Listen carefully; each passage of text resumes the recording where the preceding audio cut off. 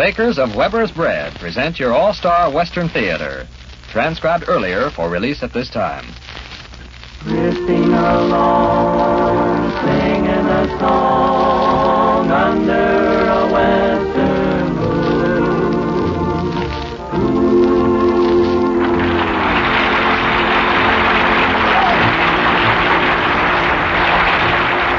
From Hollywood comes your all-star Western Theater, starring America's great Western singers, Foy Willing and the Riders of the Purple Sage, bringing you the music, the stories, and the spirit of the great open spaces. And now, the Riders of the Purple Sage. Yippee-yay, yippee-oh, in a day home we go. For a cowboy has to sing and a cowboy has to yell, or his heart will break inside of him at the gate of the home corral. When each new day is born, I go riding, yippee-yay, wide open plains I roam, till the sun to the hills goes a-hiding, yippee-yay, there'll always be someone glad when I come home, yippee-yay, yippee-oh, in the day home we go. For a cowboy has to sing and a cowboy has to yell, or his heart would break inside of him at the gate of the home corral. There's a tired pony glad that it's over, yippee-yay, song in my heart, so am I. For tonight we'll be dreaming of clover, yippee-yay, and we always will until the day we die. Yippee-yay, yippee-oh, in the day home we go. For a cowboy has to sing and a cowboy has to yell, or his heart will break inside of him at the gate of the home corral.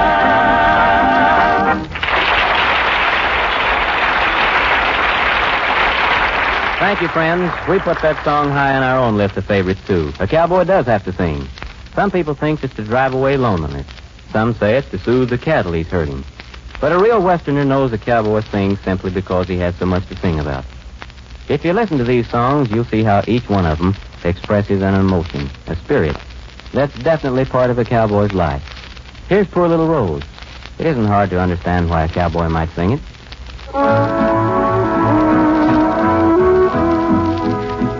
You're just a poor little rose in a snowdrift.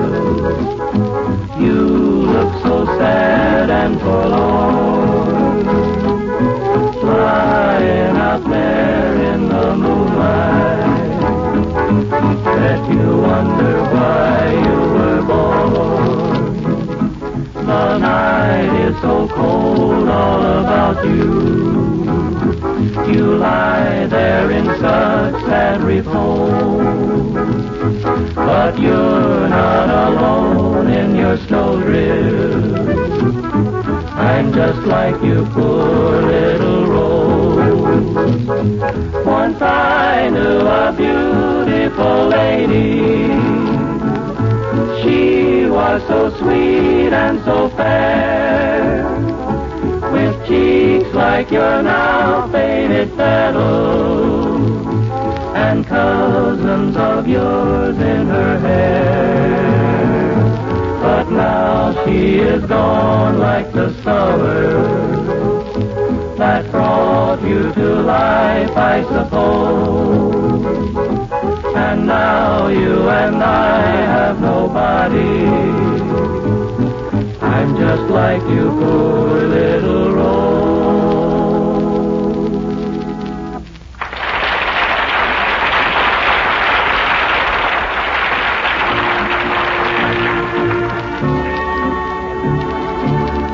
Yes, it's true, just as Foy said. The old-time Western ballads like the one we've just heard are written with a complete understanding of a cowboy's sentiments. And it's this understanding on the composer's part which has given us some of the prettiest melodies we know. Today, when it comes to helping the modern housewife keep her family well-fed and contented, the bakers of Weber's Bread have a similar understanding. For they bake a truly outstanding bread which adds extra enjoyment to every meal. Weber's Bread, you know, does just that. With a firm, even texture and the just right moisture content, which assures long-lasting freshness, Weber's Bread makes every meal a substantial one. So next time you go marketing, take the loaf in the blue gingham wrapper, for that's Weber's Bread, the really good bread of distinctive flavor.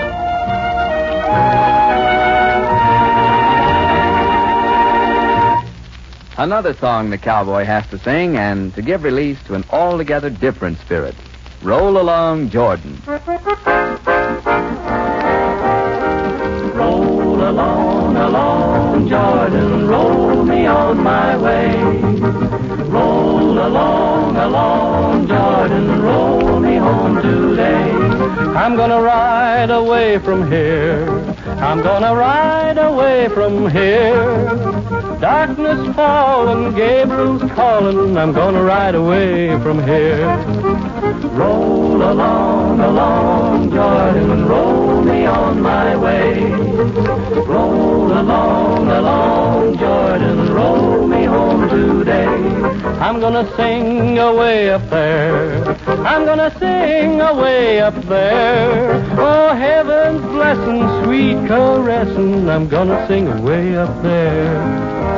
Roll along, along, Jordan, roll me on my way. Roll along, along, Jordan, roll me home today.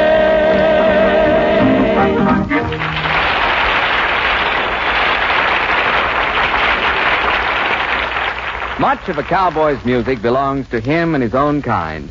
And this music, more often than not, gives honor to nature. Lets nature be the stage for all his dreams, just as nature is the stage for the life he leads. The Riders of the Purple Sage feature the voice of Al Sloey as they sing Where the Mountains Meet the Sky. I'm heading for the blue horizon, where the mountains meet the sky. Gonna saddle up my faithful pinto and bid the boys goodbye. I'll say so long to Mom and Dad and tell Sister not to cry, 'cause I'm heading for the blue horizon, where the mountains meet the sky. I'm gonna ride, ride, ride, ride down that dusty trail to the land of sweet enchantment, where hardships don't prevail. When my roundup days are over and I've said my last goodbye, I'll be up in the blue horizon, where the mountains meet the sky.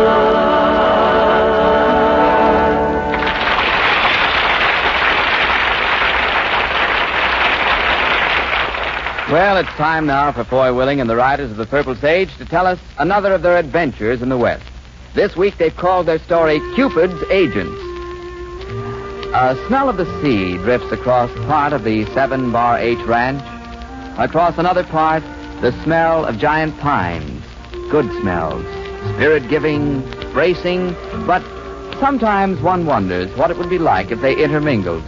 Though it isn't likely that they will, for the 7 Bar H is a vast domain. Mountains divide its borders. Sparkling cold streams tumble along with a great clatter. Yet they begin, they run their course, and they end without leaving the confines of the ranch. Oh, the 7 Bar H is a place of bigness and beauty, with everything a man needs for happiness. No wonder then those 3 vagabonds, the Riders of the Purple Sage, were more cheerful than usual. They were riding across this ranch, and in addition to the beauty and luxury of nature, they were traveling. And when traveling, their spirits are always highest. Sure a pretty country, ain't it? Yeah, sure is. Hey, where are we now, Foy? On the 7 Bar H or the Stark Ranch? 7 Bar H. Stark's place is still a few miles east. How about hunting up the ranch house and seeing if they can use a couple of hands? You mean to say you'd work for a woman, Johnny? A woman? Heck no, I should say not. Well, I'll be seeing you around sometime then. Where you going? Over to hire out as a ranch hand. The woman running this place is awful pretty. Well, why didn't you say so? Come on. You fellas just keep your shirts on. Louis Maxwell's already married. Oh, deal's off, Johnny. Oh, I didn't want to work anyhow. Besides that, there's usually trouble here, with Ed Stark trying every trick in the book to annex this place to his own ranch. He gave Lois Maxwell's father a good many years of worry. And now he's doing the same thing with the girl herself. Oh, I remember now. Stark even got himself elected sheriff, didn't he? So he could pretend to be chasing rustlers and have an excuse for shooting up the 7-bar 8. Well, that's putting it a little crude, but you got the general idea. Looks like there might be a little shooting right now. Where? Oh, yeah, coming down that mountain. Look at them. Wow, that's traveling. I wonder if it's a posse after somebody or a gang of rustlers. Hey, they're after somebody. See that one horse out in front? Well, what are we waiting for? Let's hightail it over and find out what's going on.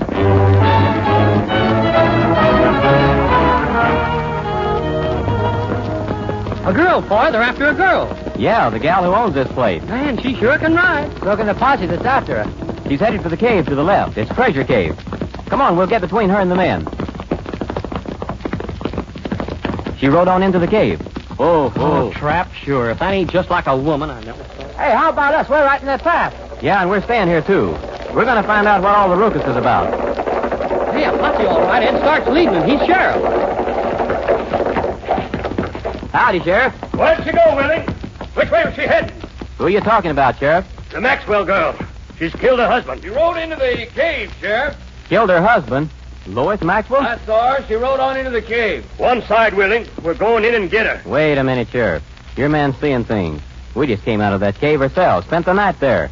Nobody else has had time to go in. I tell you, I saw the girl go into the cave. Which one of you hombres think you're big enough to call me a liar? We're in no mood to brook interference from you, Willie.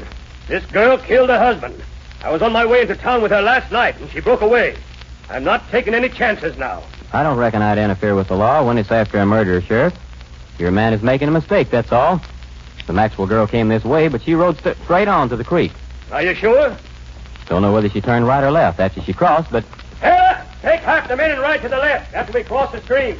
I'll take the rest and ride opposite. We're bringing her in before noon. Boy, Foy's mama would sure be proud of him, telling one lie right after another with a face as straight Hold it, Al. Huh? Wait till we're sure they're all gone. Well, then what? We're going into that cave after Lois Maxwell. You'd rather risk our necks than have the sheriff risk his? Well, that's not the point, Johnny. Stark's tried tricks before to get the Maxwell ranch. Maybe this is another one. Oh, he wouldn't dare charge a person with murder unless he had a witness or something. Posse's far enough away now. Let's see if we can get into that cave. I'll stay here and hold the horses. The horses will be okay. Just leave them. Yeah, but it's awful ungentlemanly. 3 of us tracking down a lone gal. Ah, you got a lot to learn, Johnny. It always takes about 3 men to match a gal, you know. Yeah? I'll go first if you want me to. You fellas follow. Hey, say a prayer, Johnny. I already did. Lois. Lois Maxwell. Against the wall, boys. Frighten yourself against the wall. Mister! It's me, Lois. Boy Willing. Wow! Whew, that didn't almost miss. Got the shooting, Lois. The sheriff's gone. We're not trying to take you in. Drop your guns and put your hands in the air until I see who you are. You've got no call to be afraid. Stay at the entrance of the cave. Don't try to walk in any farther. Come on. Everything's on the up and up. Boy, it is you and the boys. I was afraid. Ed Stark's tried so many tricks. What's this all about? Glenn disappeared 3 months ago. He's my husband. I don't know why he left, but he did. Nobody's seen him since. Ned's got the whole country aroused, claiming I killed Glenn. You didn't do it. Oh, I love the guy, boy. I love him more than I love anybody or anything in the world. Seems mighty funny that a man would just up and disappear. You must know why he left and where he went. No, I don't. Sounds fishy to me. Me, too. At least I don't know why, but I think I know where he is. He gave me an address. I've sent letters to him, and they didn't come back. And he sent me 2 letters. Well, all you need to do is tell the sheriff where you wrote, Glenn.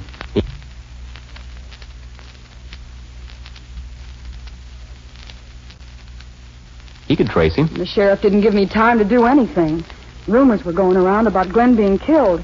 I knew that, but I didn't have any idea people were taking him seriously till last night. And last night, the sheriff swooped down and tried to take me in. Well, suppose you give the letters to me. I'll ride in and turn them over to the law. You stay here. Al, Johnny? I can't. I can't give anybody the letters. Why not? Well, I got some pride. The letters Glenn wrote are curt. They're like business letters. Everybody knows I fell head over heels for him. You're headed for trouble, Lois, if you let your pride stand in the way now. Trouble? She's headed to get hung. Are they hanging pretty girls nowadays, Al? Just take it easy, All Johnny. Glenn's ever written is that he's getting along swell, that he's got a good job. I won't let anybody see letters like those. When he first went away, I told folks he'd gone on business for the ranch. I couldn't think of anything else to say, and now Lois, the letters being formal and business-like shows there's something wrong. I think it's up to you to investigate. I won't run after him. The boys and I can get you out of here safe, I think. Then we can take you to where Glenn is. The only address he gave is a post office box number in Mirror Creek. We'll go to Mirror Creek, then. He doesn't want me. There's no use making him think I want him. Besides... You won't have to talk to him. All we need is to prove he's alive. After we do that, you'll be safe. He can still be away on a business trip or anything else. Well... Let's start riding. We know which way the sheriff and his posse are traveling, so we can make better time now than we can later.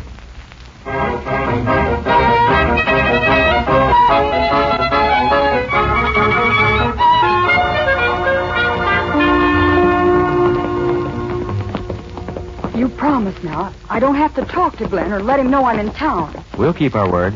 Hal, this may be dangerous territory. Better ride around the bend and see if the road's clear. Sure, I'll signal when I get there. Lois, does the sheriff actually believe you killed Glenn? Or is this another of his tricks to get the ranch? I wish I knew. He's tried everything he could to get the ranch. Hey, boy, the whole posse's around that turn and headed this way. They saw me. Take cover among those trees. Stick together and don't get separated. Hey there! The girl's with us!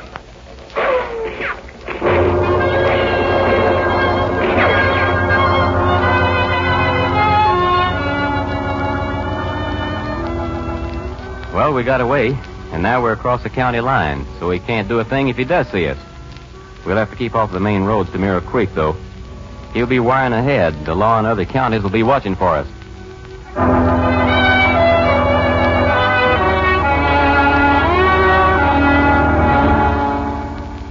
Well, I'd rather go from door to door asking if Glenn Maxwell lives there than wait around a post office like this. Me too. You might have to knock on a lot of doors before you found the right one, Al. Nearly 10,000 people live in this town. Well, what if Glenn doesn't ever come for his mail? We'll get a reputation as the prize loafers of Mirror Creek. Well, what we ought to do is write a complaint about the postmaster. What does he mean he can't give out the name and address of people who have post office boxes? Well, he has to abide by post office rules, Al. The system is all wrong. Red tape.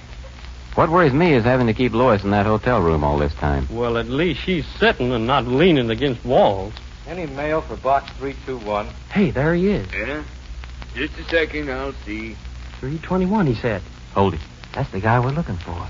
Nope. Nothing at all. Not a thing? Nope. Oh, okay, thanks. Come on, boy, that's Glenn. Well, let's not go up and speak to him. We'll follow. Find out where he leaves. Otherwise, we might spoil something that may turn out all right.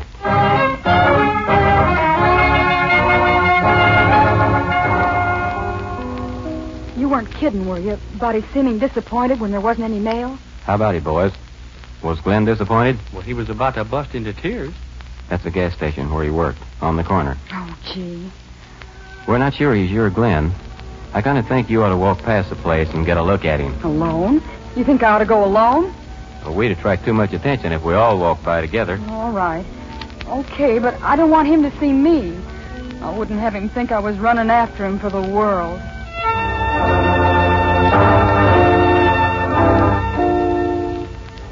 Lois? Lois, is that you? Glenn. Well, this is a surprise. Yes, it is. A big surprise. I didn't know you were in town. It's on business, I suppose. Business? Oh, yes. We needed some supplies at the ranch. Oh, You working here at the gas station? 3 months now. That's a long time. I'm doing well. I've saved almost $300. When I save 2 more, the boss will back me when I've saved $500. He'll take it as a down payment on a gas station of my own. Oh, gee. That's fine, Glenn. Yeah. Well, I'd better be getting along. The supplies. Glad to have seen you again, Lois. Glad to have seen you, Glenn. Goodbye. Goodbye. Goodbye. Lois, Yes, Glenn. Nothing. Well, goodbye. Goodbye. No, wait a minute, Lois. Don't go. Don't. I want to talk to you. I'm still here. Gee, I don't see how I can talk, though. Not after the way I treated you. I knew when I was doing it, Lois, I just couldn't stand things any longer. Wherever I went, into town, to a roundup, even when I'd take you to a dance, the folks would be whispering, "There's the guy who married the 7-Bar H ranch." Who whispered that, Glenn? People, everybody. They'd infer I couldn't make a living on my own. They didn't give me the benefit of having common sense. I mean, they didn't think I loved you. They inferred the ranch was all I cared about. They were wrong, though, weren't they? You're making your own living and getting along fine now. Sure. I heard some of that gossip, too, Glenn. But I didn't pay any attention to it. That is, until you walked out on me the week before I lost the ranch. Lost the ranch? Your ranch? The 7-Bar H? Isn't that why you left, Glenn? Because you knew I was losing it? Lois, I never even heard about it. What happened? How did you... Oh, Ed Stark dug up some old debts. But isn't there some way you can get it back? It was all perfectly legal. Gee. Well... Well, a gas station will give 2 people a good living, and I'll have a gas station as soon as I save another $200. It won't take so awfully long to save it, and... Say, I'd be making a living for the both of us then, wouldn't I? Glenn. We might have to economize a little until I save the extra $200, but we wouldn't mind that. I've got $200 left. Just $200, and I could put that in, too. Why, it'd be the same thing. You'd still be earning a living for both of us. Lois, that'd be wonderful. That'd be heaven.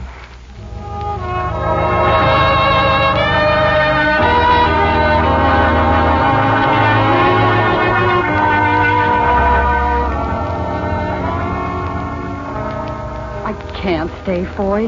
He's waiting for me. But look here. I know you can fix things. Put the proposition to Ed Stark right straight from the shoulder, just so he signs the contract. I wouldn't trust him unless everything's in writing. Lois, you're being very foolish. I'll deed the ranch to him, but he has to give it to the government as a state park. That way I'll be rid of the ranch, and he won't be able to add it to his property. Oh, Ed'll be willing to give it to the state as a park. It'll make him a big man with the people, and that's what he wants. Lois, look here. You don't realize what you're doing. You got to think this thing over. Boy, what is there to think over? I love the guy. I want to spend my life with him. And he's got to have his self-respect. He's got to run things. Well... Please do what I ask. I've got to go now, but... Oh, I forgot about the murder charge. I didn't tell Glenn. Oh, you spread the news around, though, that Glenn's here, won't you? And that we're together. So long, boys. She forgot the murder charge. Losey me. I don't understand love. Do you, Foy? No, I don't. And I doubt if there's any use in spending our time trying to figure it out. The thing is just too complicated for a man. Yeah. Well, let's get along and see Sheriff Stark.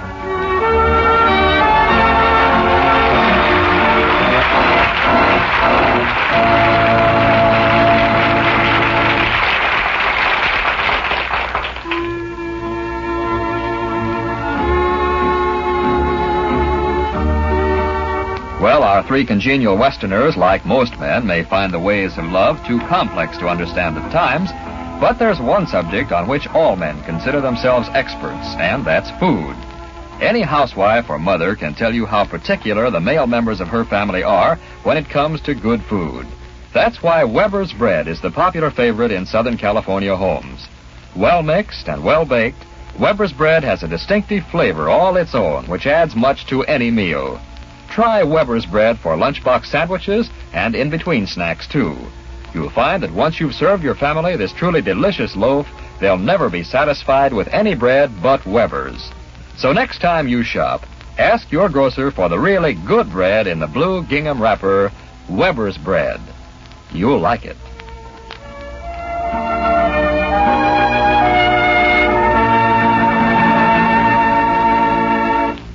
Some of the music which belongs to the West and which a cowboy sings is of a kind that deserves worldwide renown. We choose one such song each week and give it this featured place on our program. Our choice this week, Boots and Saddles.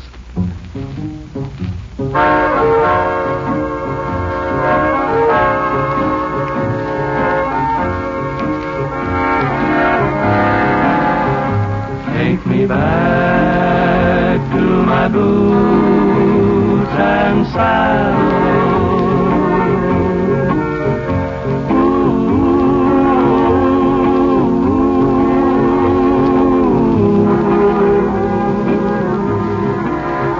Let me see that general store.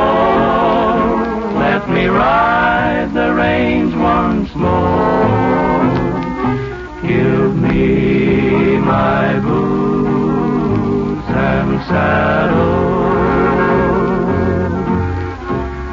me ramble along the prairie.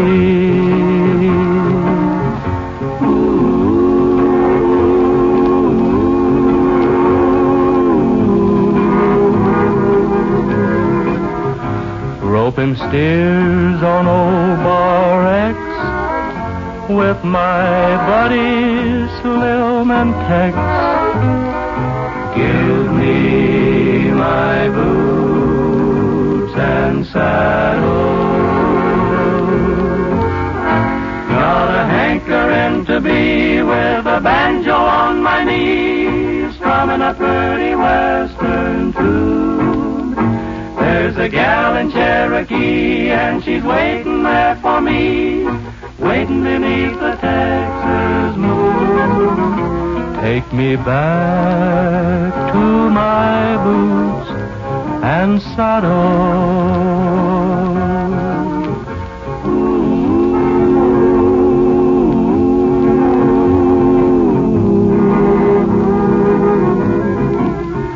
Let me greet each blazing morn on the ranch where I was born. Give me my boots and saddle.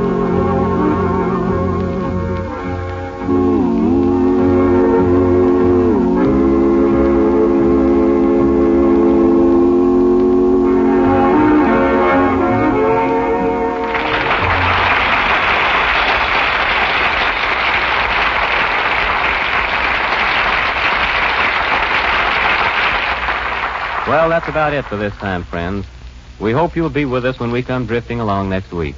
Before we go, we'd like to thank Rita Lynn, Jim Marshall, and Nesta Piva for their good work in helping us tell our story today. This is Foy Willing speaking for Al Sloyd, Johnny Paul, Scotty Harrell, the Riders of the Purple Sage, saying so long and good luck to you all. Drifting along, singing a song.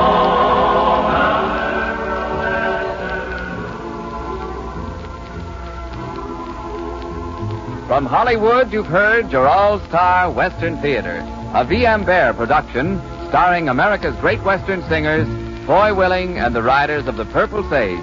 The script was by Ray Wilson, direction by Tom Hargis. This is Terry O'Sullivan speaking.